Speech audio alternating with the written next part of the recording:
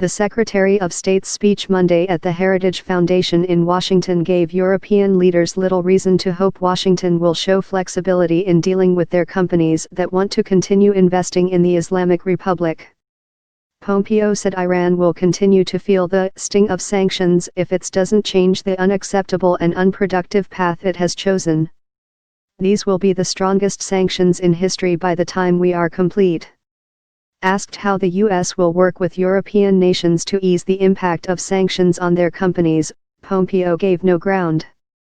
Anytime sanctions are put in place, countries have to give up economic activity, Pompeo said, adding that U.S. companies have sacrificed business opportunities. Rouhani scoffed at the demands from Pompeo, a former congressman who was previously Trump's CIA director.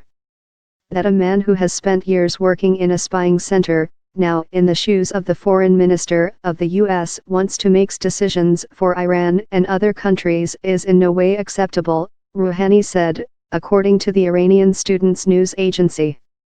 Who are you to want to dictate to Iran and the world, and tell Iran what to do or not to do when it comes to nuclear technology?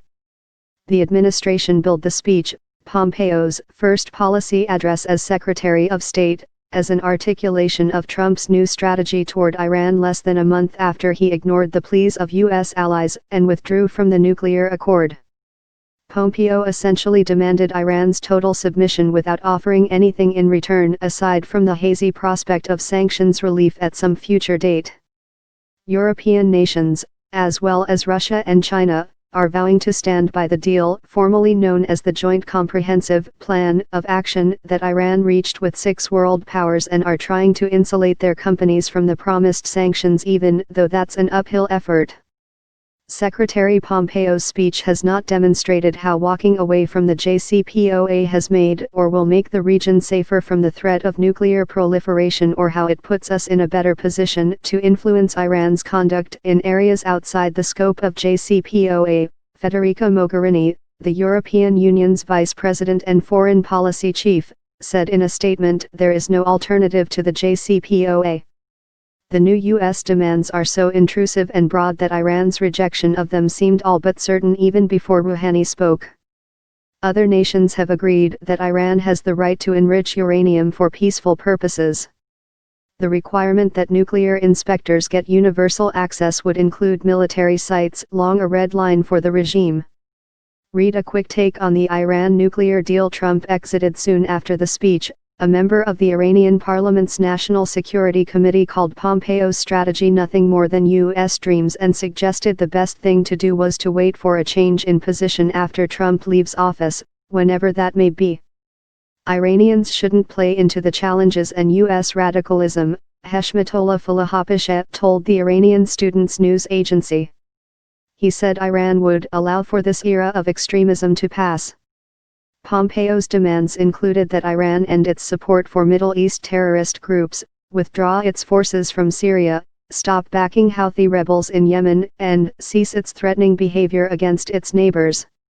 Relief from sanctions will come only when we see tangible, demonstrated, and sustained shifts in Tehran's policies, Pompeo said.